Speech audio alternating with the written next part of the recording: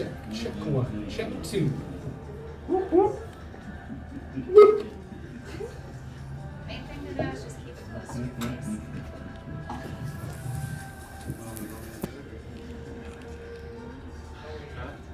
Hello, hello. Okay, thank you for watching Maxie. I really do hope you enjoyed it. Again, my name is Jarrett Bryant, and I'm the writer-director of the film. And this is Henry Huntington, all the great visuals. This is the message of the editor as well. He did a great job editing the film, putting it together. And this is Hope Garcia. She played Desiree. The young lady that Maxie would never get with, of course. And Malakhai Schnell, he played Sid's brother, Nathan.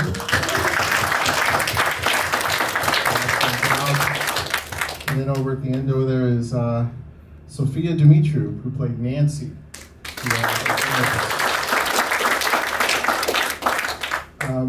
Thank you again. I'm going to hand the mic over to Malakhai. If you have any questions, please, this is the time. Thank you, Jarrett. Does anybody have any questions? Let's go with hands, yeah. Malakhai, is there any life after death? I believe it, so, yeah. Every actor likes a good death scene. It's quite funny to watch yourself die on screen and just be sitting there unaffected. Yeah, you sir, behind me. I think a lot of us know that there's some family in this, but I'm curious about how the rest of you became involved, or non-family. How, did you go to some kind of a class that you could pick up actors for movies, or how was the connection made with all of you? Well, there's a number of different connections, as there are when you're collaborating to make a film, especially a low production one, with what you have available in the outreaches you have in Eugene. But for one, I kind of had a history in just short film workshops, doing like 72-hour adrenaline workshops at U of O, and also through Eugene Film Society, horror film festivals, and their music film festival. And I met Jarrett from playing basketball with him, and he came to one of the last horror film festivals and saw my short film there and liked my cinematography, and so he recruited me to do the cinematography and editing for this film. And then I guess you could, or either of you could speak to how the actor connection is in place. There are quite a few places to meet people here. We have a Facebook group though for local Lane County film actors. So pretty much like anyone trying to do a project, hopefully we'll find that and then post it on there. I know I've done projects with Hope, multiple projects with Sofia. So like it's a pretty small knit community because there's maybe only like 100 people trying to do it around here. And along with the Lane County Actors page is the Lane County Filmmakers page. And so they kind of exist in tandem. And that is where there are many, many other filmmakers working on projects. At any given time in Eugene, there's probably half a dozen films being made. Jarrett's was a monster in terms of being a feature film, took a big bite, used a lot of the talent in the area, and really made something that we could all be proud to say that we were in. But you have Lane County Filmmakers is available for anybody that's got a camera and a dream. Seriously. One follow-up question. Who's that guy over there that just came walking down? Is this Josh? That gentleman that just came walking down is Josh Schwartz, and Josh Schwartz was responsible for some of the scoring of the film. And Josh, you want to tell us about your experience a little bit? Yeah, boy, it's a little scary. It's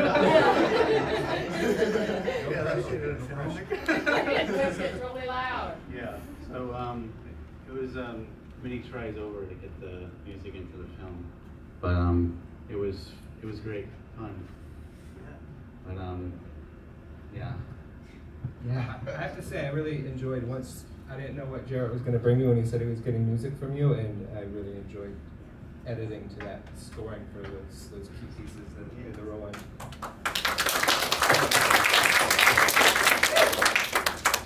Yeah, I noticed a lot of cinematic disruption, reminding me of Orson Welles.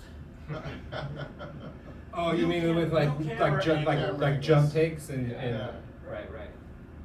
For you're speaking of some of the more sporadic scenes, or just like his bad technique? General angle in almost every scene seemed, aberrant, different. Well, we try to move the camera a lot, Attention-getting. try to give you different angles and make you feel like you were a part of the scene. Yes, indeed. And moving around it and watching the characters interact with each other, as opposed to just sitting the camera on a tripod and showing you an image. I was impressed with the music continuity within the scene. Great, thanks. Wait, did you like that to good effect or bad effect? Oh, good effect, yes. Okay. We have another actor in the crowd here. This is Rex Moody. You guys remember him as the dog walker?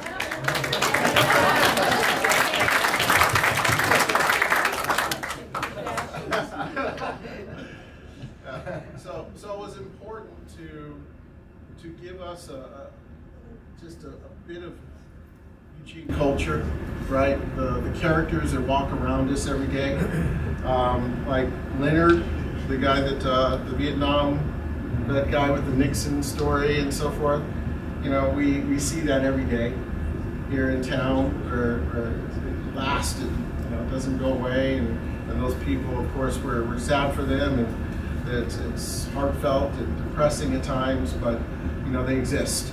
So I wanted to show that person. I wanted to show the dog walker, the attitudes of people here. Most people here in Eugene, in Springfield, welcoming, adoring, loving, caring. But then there's the other side too of get a job, right? So I wanted to just kind of sprinkle it in so that you could feel like you're here in town and you're a part of this community. And question. Was there a moment, or was it an evolution of your thoughts that this is what you wanted to create, this specific story? Well, most of you know that I have a little cell phone shop in town here, downtown Eugene. And in that shop, we get a lot of customers, and a lot of our customers are young people, right? Teenagers, young adults, college students who are addicted to drugs, and they come in and they're couples, and a lot of times they're odd couples, and that's one of the reasons why I thought it was so great that Sid was taller than Maxie. It kind of stressed that point of, this is more of a relationship built on commonality than actual love, right? And that's where I would see people come into the store all the time that would have these stories, and it was funny because if they need a cell phone or need assistance, if it's a girl, she would call Dad, and if it's a boy, he would call Mom. Pull on the heartstrings a little bit. And I would listen to their stories, and of course, I'm going to rehab, I got a job lined up, I got this, I got that, and I'm staring at him, and he's got these holes in his arms and everything. It's like, no, you don't have a job lined up. But of course, Mom would fall for it, or not necessarily fall for it. She just wants to be in touch with her son. So she would pay for a new phone or what have you, and she would do the same thing. So these are the types of stories that I would see in people I would be around on a pretty consistent basis. And that's the backbone of this story. Super interesting. Jarrett, what's your background? I mean, you didn't just create this out of, I just woke up one morning. No, I've been writing a long time. I started writing plays, theater in Hollywood at that little Santa Monica Boulevard, had a little theater row, and I did 4 plays. And 3 of them were produced by others, and the first one I produced. And from there, I segued into television writing. and I wrote for a show called New York Undercover, which was a cop show, and then another show called G versus E, which was another like a supernatural cop show. And then I started writing screenplays and so forth, and then the writer's strike happened, and everyone lost their job because The Apprentice became a hit. Well, not only The Apprentice, but Survivor and all those other shows. So from there, my wife and I, who's back there, who's also a producer of the movie, and that's Suzanne Bryant. We started having children, and diapers cost money. So I went to the corporate world and started doing that and so forth. And then once my kids got old enough where they really didn't have time for me, young teenagers, I decided to then dive back into writing and directing. And that's when I found this gentleman right here who really helped me make this dream come true. Hustled me right into it. What was your budget? Still paying for it. 5.2 million. $2. I would say all in all to make the film, it's going to cost just production about $50,000. How much? About $50,000. All in all, when it's said and done, which is really inexpensive for what we receive. What we have, right? And how much? You still got money to do festivals and stuff? Well, that came out of pocket. Because that was expensive. Festivals are expensive. Showing the film. Are you trying to get it streaming? We're looking at distribution now. This is our theatrical release. So after this, into distribution, the whole thing is I wanted to release it here theatrically as opposed to just putting it on some streaming service where you kind of lose that audience and the Eugene audience and the Springfield audience see it and be a part of it. How well did it do in the festivals? Did extremely well. We won 8 Best Feature Film Awards. From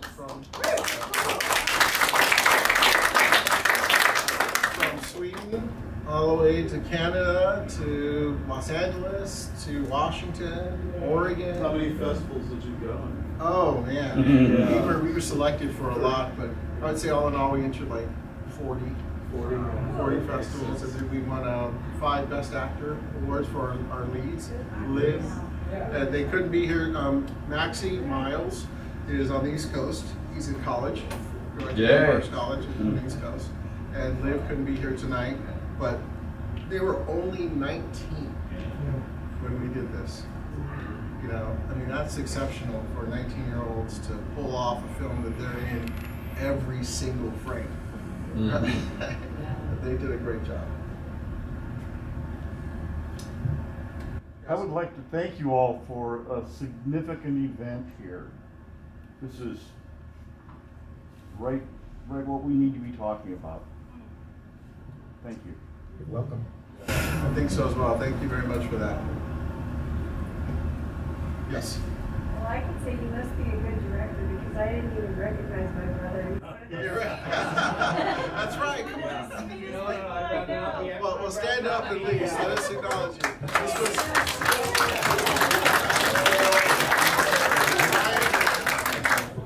Brian played Van Man. You know the guy at the gas station? The guy at the gas station and ended up taking at the hotel, yeah.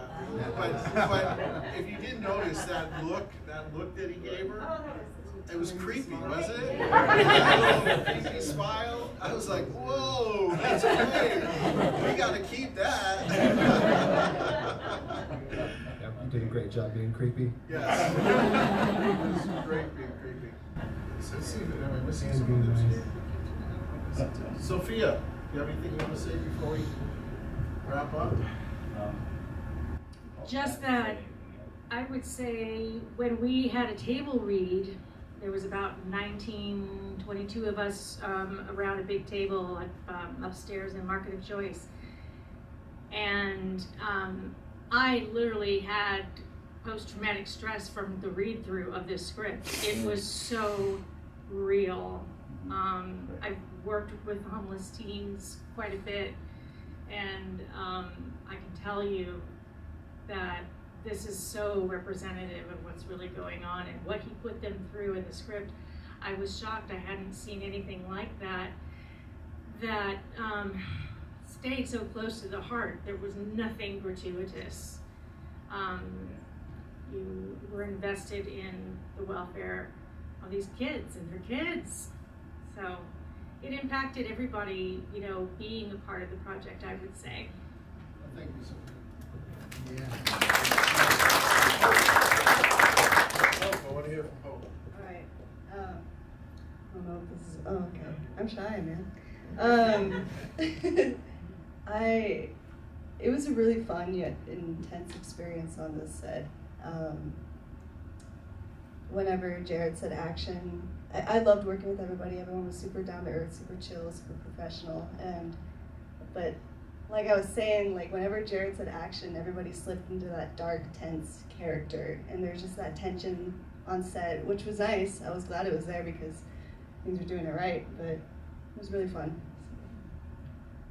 So we've got 2 more minutes. So I think the script, being so close to home, is one of the most successful parts of this whole feature film. I think that's part of what got everyone invested in the first place too. When you have read the whole array of scripts and then finally one comes across the table and it is more meaningful and more professionally executed than all the ones that came before it, you really make sure to put the time into that project. So that was the hugest thing for me, that I think what made this project great and what made it possible to achieve for $50,000 and all these other aspects of it is just that a script that was inspiring and honest and true enough about the culture we all exist in, you know, came along, which you don't get a lot of those. Like those are the ones to be cherished.